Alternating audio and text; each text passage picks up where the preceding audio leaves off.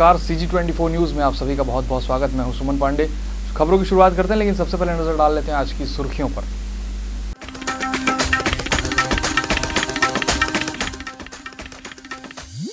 आदिवासियों ने सौंपा राज्यपाल को ज्ञापन, मांगों से कराया महामहिम को अवगत।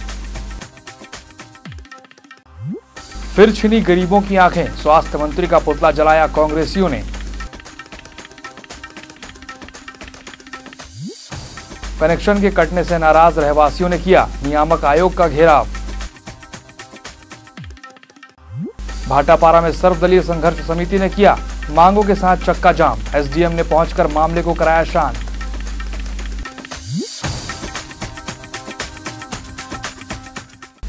सुर्खियों के बाद खबरें विस्तार से। सर्व आदिवासी समाज के लोग काफी लंबे समय से अपनी मांगों के साथ समाज हित की लड़ाई लड़ रहे हैं।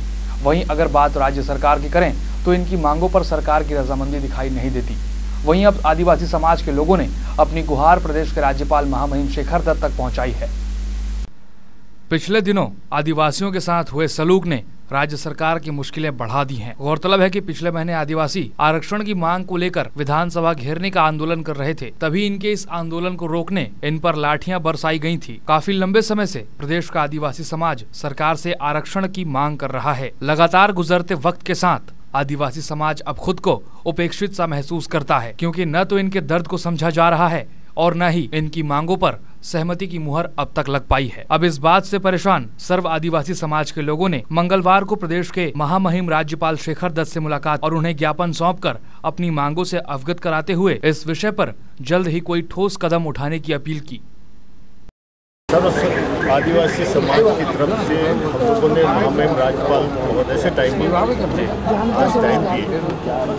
मुद्दा यह है कि 19 मार्च को शांतिपूर्ण ढंग से हम घेराव कर रहे थे। उस दौरान लाठीचार्ज और बर्बरतापूर्ण व्यवहार हुआ आदिवासी समाज के साथ। उसके खिलाफ हम महामहिम को अपनी बात कहने गए और हमने अपनी बात कही है और इस मुद्दे पे महामहिम का ध्यान आकर्षण किया है। उसमें अभी हमारी लड़ाई शुरू हुई है। फिलहाल प्रदेश के राज्यपाल ने आदिवासी समाज के लोगों को इनकी बेहतरी के लिए पहल करने का आश्वासन दिया है। बात अगर राज्य सरकार की करें तो एक अरसा बीत जाने के बाद भी इनकी मांगों पर कोई विशेष ध्यान नहीं दिया गया है। आदिवासी समाज और राज्य सरकार के बीच उठी इस दीवार से आगामी चुनावों में क्या नतीजे निकल कर आते हैं, अब ये आने वाले वक्त के साथ ही स्पष्ट हो पाएगा। कैमरा पर्सन मुकेश के साथ विंदेश श्रीवास्तव, CG24 न्यूज रायपुर। प्रदेश में एक बार फिर आंख फोड़वा कांड प्रकाश में आया है। दरअसल दुर्ग जिले में मोतियाबिंद के ऑपरेशन के दौरान 10 लोगों की आंखें खराब हो गईं। इस घटनाक्रम का पुरजोर विरोध करते हुए युवा कांग्रेसियों ने स्वास्थ्य मंत्री का पुतला फूंका और इस्तीफे की मांग भी की। बालोद आंख फोड़वा कांड का मामला अभी थमा ही था कि अब फिर डॉक्टरों की लापरवाही से दुर्ग जिले में मोतियाबिंद के ऑपरेशन के दौरान 10 लोगों की आंखें खराब हो गई हैं। डॉक्टरों और मंत्रियों की लापरवाही से प्रदेश के गरीब जनता को अपनी आंखें गंवानी पड़ रही हैं। मंगलवार को इस मामले को लेकर युवा कांग्रेस के कार्यकर्ताओं ने स्वास्थ्य मंत्री के इस्तीफे की मांग करते हुए पुतला जलाकर अपना विरोध जताया है। छत्तीसगढ़ सरकार के जो निहायती लापरवाह और निहायती निकम्मे जो स्वास्थ्य मंत्री हैं अमर अग्रवाल जी और उनका जो स्वास्थ्य विभाग है, इनकी लापरवाही और निकम्मेपन की कीमत छत्तीसगढ़ प्रदेश की जनता को एक बार फिर से आंखों की रोशनी गंवाकर चुकानी पड़ रही है। अभी कुछ माह पूर्व सितंबर अक्टूबर के महीने में बालोद में नेत्रकांड हुआ था, जिसमें लगभग 45 से 50 छत्तीसगढ़ प्रदेश की गरीब जनता की आंखों में संक्रमण फैल गया था ऑपरेशन के बाद, और उसके बाद उनकी आंखें चली गई। और अभी वर्तमान में ये जानकारी मिली है कि करीब 10 लोग जिनका दुर्ग जिला अस्पताल में आंखों का मोतियाबिंद का ऑपरेशन हुआ था, उनके 10 लोगों की आंखों में संक्रमण फैल गया है। तो इस बात से इनकार नहीं किया जा सकता कि उनकी आंखों की रोशनी भी जा सकती है। हम यहाँ पर ये मांग करते हैं कि जो अमर अग्रवाल हैं, जो स्वास्थ्य मंत्री हैं और जो उन्होंने एक बार फिर से जो पिछली बालोद नेत्रकांड वाली घटना थी उससे सबक नहीं लिया है और फिर से उस घटना की पुनरावृत्ति उनके माध्यम से और उनके विभाग के माध्यम से की गई है। तो यहाँ पर युवा कांग्रेस आज ये मांग करता है कि जो डॉक्टर, नर्सें और जो कंपाउंडर हैं जिन्होंने दुर्ग जिला अस्पताल में इस ऑपरेशन को अंजाम दिया है, उनके खिलाफ आपराधिक मामला दर्ज करके उनको जेल भेजा जाए और नैतिकता के आधार पर जो अमर अग्रवाल हैं वो इसकी जिम्मेदारी लेते हुए इस्तीफा दें। और आज युवा कांग्रेस ने इसका विरोध करते हुए अमर अग्रवाल जी का पुतला आंखों में पट्टी बांधकर दहन किया है। बालोद आंख फोड़वा कांड के जख्म अभी भरे ही नहीं थे कि एक बार फिर डॉक्टरों की लापरवाही ने जीवन रक्षकों को जीवन भक्षक साबित कर दिया है। वहीं इस गंभीर मामले के बाद एक बार फिर विभाग की कुंभकर्णी नींद से गुरेज नहीं किया जा सकता। कैमरा पर्सन मुकेश के साथ विजय वर्धन, CG24 न्यूज रायपुर। मंगलवार की देर रात गुड़ियारी के पहाड़ी पारा चौक के पास बाइक और ट्रैक्टर के बीच जबरदस्त भिड़ंत हो गई। इस हादसे में बाइक सवार युवक को गंभीर रूप से चोटें आई हैं, जिसके चलते आनन फानन में संजीवनी 108 की मदद से गंभीर रूप से घायल युवक को राजधानी के मेकाहारा में इलाज के लिए भर्ती कराया गया। वहीं ट्रैक्टर चालक घटनास्थल से फरार हो गया। घायल युवक की स्थिति नाजुक बनी हुई है। फिलहाल पुलिस मामले की जांच कर रही है। यहाँ पर लेंगे एक छोटा सा ब्रेक, बाकी खबरों के साथ जल्द लौटते हैं। आप देखते रहिए CG24 न्यूज।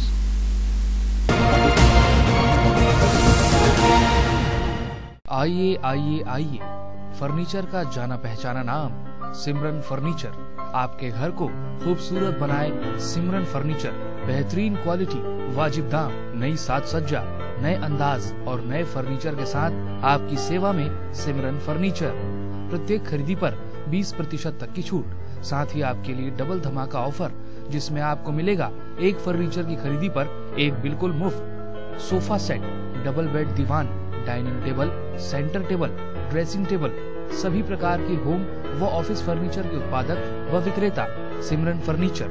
हमारा पता है सिमरन furniture, Jeevan Bima Marg, main road, Pandri, Raipur, Chhattisgarh.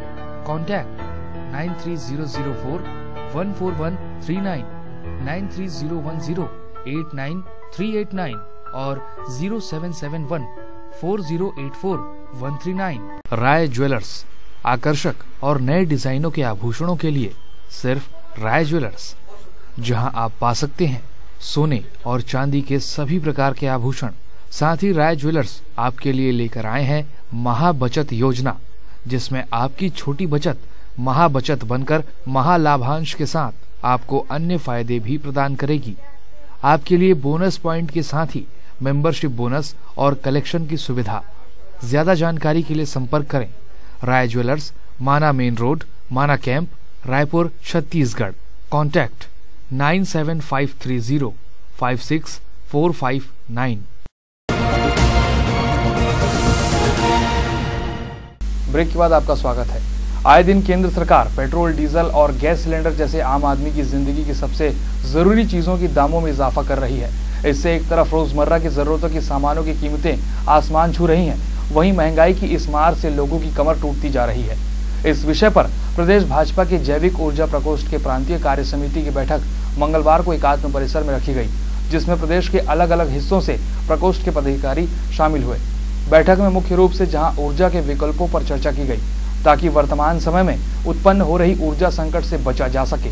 प्रकोष्ठ के संयोजक ने बताया कि यदि ऊर्जा के विकल्पों के तौर पर बायोडीजल, बिजली के उत्पादन में बायोमास का प्रयोग किया जाए तो बहुत हद तक इन परेशानियों से निजात पाई जा सकती है।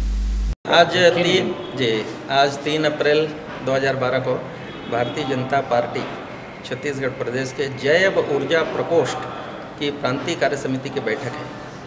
भारतीय जनता पार्टी ने जैव ऊर्जा के क्षेत्र में अलग से प्रकोष्ठ बना करके राष्ट्रीय हित में और राष्ट्रीय इकोनॉमी को ट्रैक पर लाने के लिए इस प्रकोष्ठ का गठन किया है। हमारे जो राष्ट्रीय अध्यक्ष हैं नितिन गडकरी जी, उनका अपना सपना है। हमारे मुख्यमंत्री डॉक्टर रमन सिंह जी कहते हैं, तेल नहीं अब खाड़ी से, तेल मिलेगा बाड़ी से। ये स्लोगन है, लेकिन इसके पीछे बहुत बड़ा भाव छुपा हुआ है कि हम अपने और देश को आर्थिक दृष्टि से अपने पैरों पर कैसे लाएं, इसमें ऊर्जा का विकल्प ढूंढें। आज पेट्रोलियम, क्रूड ऑयल और कितनी बड़ी मात्रा में इंपोर्ट होता है, कितना बड़ा और धन देश को लगाना पड़ता है। अगर इसमें बायोडीजल और पेट्रोल में भी एथेनॉल मिक्स करके 30%, 40% की कीमत को नीचे गिराएं तो देश की कितना बड़ा और पैसा बचाया जा सकता है। डिग्री गर्ल्स कॉलेज में एमकॉम, एमए इंग्लिश की छात्राओं के लिए वर्कशॉप का आयोजन किया गया। इस कार्यशाला में छात्राओं को कंप्यूटर से संबंधित जानकारियां दी गईं। राजधानी के डिग्री गर्ल्स कॉलेज में छात्राओं के लिए वर्कशॉप का आयोजन कर छात्राओं को फैक्स करने, मेल करने और लेटर राइटिंग के तरीकों से वाकिफ कराया गया। इस 1 दिवसीय वर्कशॉप में एमकॉम, एमए अंग्रेजी की छात्राओं ने भाग लिया। कार्यक्रम अंग्रेजी विभाग के द्वारा आयोजित किया जा रहा है। 1 दिवसीय वर्कशॉप एमकॉम की छात्राओं के लिए और एमए अंग्रेजी की छात्राओं के लिए किया जा रहा है। बिजनेस करेस्पॉन्डेंस का ये प्रोग्राम है और इस वर्कशॉप के ज़रिए छात्राओं की हमारी मंशा है कि वो letter writing, formal letter, informal letter, जो विभिन्न प्रकार के पत्र होते हैं उनको लिखना सीखें, ईमेल करना सीखें, फैक्स करना सीखें और मेमोज लिखना सीखें। और क्योंकि वो आगे उनके आने वाले भविष्य के लिए, खासतौर पर वाणिज्य की छात्राओं के लिए ये वाली जितनी भी करस्पॉन्डेंस रहती है वो बहुत मायने रखती है। ऐसे आयोजनों से विद्यार्थियों के बौद्धिक विकास के साथ कंप्यूटर की जानकारी भी उन्हें होती है, जो कि आगे चलकर निश्चित तौर पर उनके भविष्य को सुनहरा बनाने में सहायक होता है। कैमरा पर्सन मुकेश के साथ विजयवर्धन, CG24 न्यूज, रायपुर। राजधानी के शंकरनगर चौक स्थित शराब दुकान को हटाने के विरोध में क्षेत्र के लोगों का प्रदर्शन लगातार जारी है। इसी कड़ी में क्षेत्र के रहवासियों ने मंगलवार को हस्ताक्षर अभियान चलाया, जिसमें लोगों और विद्यार्थियों ने हस्ताक्षर कर अपनी सहमति जताई। न्यू शांतिनगर और शंकरनगर के निवासियों ने शंकरनगर चौक में स्थित शराब दुकान को हटाने के लिए हस्ताक्षर अभियान चलाया, जिसमें विद्यार्थियों और आम जनता ने अपनी सहमति दी। इससे पहले भी शराब दुकान को हटाने के लिए विरोध किया जा चुका है। मंगलवार को किए गए प्रदर्शन के बाद शराब दुकानें नहीं हटी तो उग्र आंदोलन करने की बात भी नागरिकों ने कही है। सब शंकरनगर के युवा साथी लोग मिलकर यहाँ से शंकरनगर शराब दुकान को यहाँ पे स्थानांतरित करवाने के लिए यहाँ पे आज हस्ताक्षर अभियान की शुरुआत किए हैं। क्योंकि देखिए यहाँ पे एक ये शराब दुकान के सामने देखिए विद्या हॉस्पिटल है, बाजू में कॉलेजेस है, एक तो पॉश कॉलोनी है और पॉश कॉलोनी है, पीछे में महिला छात्रावास है, हरिजन छात्रावास है और आए दिन यहाँ पे शराबियों की वजह से यहाँ पे हुड़दंगबाजी, छेड़खानी की घटनाएं होती रहती है और लोगों को आने जाने वाले लोगों को भी यहाँ पे परेशानी होती है, ट्रैफिक जाम होता है। इन सब समस्याओं को लेकर आज हमने यहाँ पे हस्ताक्षर अभियान रखा है, जिसमें पूरे शंकरनगर एवं न्यू शांतिनगर एवं आसपास के सभी क्षेत्रों के जो युवा साथी हैं वे हमारा साथ देने के लिए यहाँ पर उपस्थित हुए हैं। हमको कॉलेज का भी समर्थन प्राप्त है, हॉस्पिटल का भी समर्थन प्राप्त है। आज यहाँ पर सभी युवाओं द्वारा, जिसके अंतर्गत new Shantinagar, Shankar Nagar sector 1, sector 2 के सभी युवा यहाँ एकत्रित हुए हैं इस शराब दुकान को यहाँ से हटाने के लिए। हमने आज से 3 दिन पूर्व कलेक्टर साहब श्री रोहित यादव जी को ज्ञापन भी दिया था कि साहब यहाँ पर कार्रवाई करके इसे हटाया जाए। उन्होंने हमें आश्वासन दिया था कि हम इस शराब भट्टी को आगे शक्तिनगर के पास कहीं शिफ्ट करेंगे करके, लेकिन ऐसी कोई कार्रवाई नहीं हुई। हमको यहाँ की जो हमारे जो आसपास के रहने वाले नागरिक हैं वो हमेशा बोलते हैं कि ये शराब दुकान हटनी चाहिए और अभी 15 मिनट के अंदर 170 लोगों ने हस्ताक्षर किए यहाँ पर। आप इस चीज़ से समझ सकते हैं कि लोगों में कितना आक्रोश है। राज्य सरकार प्रदेश में शराबबंदी के लिए यूं ही ढिंढोरा पीट रही है। अगर प्रदेश में पूर्ण रूप से शराब बंद करना है तो शराब ठेकेदारों को ठेका दिया ही क्यों गया? इससे राज्य सरकार की दोहरी नीति का भी पता चलता है। कैमरा पर्सन मुकेश के साथ विजयवर्धन, CG24 न्यूज, रायपुर। वहीं दूसरी तरफ गुड़ियारी के उर्ला मार्ग पर स्थापित शराब दुकान का विरोध रहवासी काफी दिनों से कर रहे हैं। इसके पीछे इनकी दलील थी कि इस दुकान की वजह से छात्रों, बुजुर्गों और महिलाओं को काफी परेशानी से जूझना पड़ता है, क्योंकि इस मार्ग पर आए दिन शराबी कानून व्यवस्था की धज्जियां उड़ाते नजर आते हैं। इस बात की शिकायत यहाँ के लोगों ने प्रदेश के आला अधिकारियों और मंत्रियों से की है, लेकिन बावजूद इसके नए ठेकों के तहत एक बार फिर से क्षेत्र में शराब की दुकान संचालित की जा रही है, जिसे हटाने की मांग करते हुए रहवासियों ने मंगलवार को कलेक्टर को ज्ञापन सौंपा। यहाँ वक्त हो चला है बुलेटिन में एक और छोटे से ब्रेक का।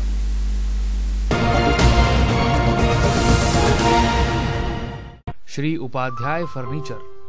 हमारे यहाँ आप पा सकते हैं आधुनिकतम डिजाइन और तरह तरह की वैरायटी के सोफा सेट, पलंग, दीवान, ड्रेसिंग टेबल, डाइनिंग टेबल और टी टेबल, घरेलू और ऑफिशियल फर्नीचर के सारे साजो सामान एक ही छत के नीचे। प्रोप्राइटर शंभू साहू, युगल किशोर साहू। आप हमें संपर्क कर सकते हैं 9302333022 और 9300262029 या फिर 0771241921 हमारा पता है Shri Upadhyay furniture, main road, Devpuri, Raipur, Chhattisgarh.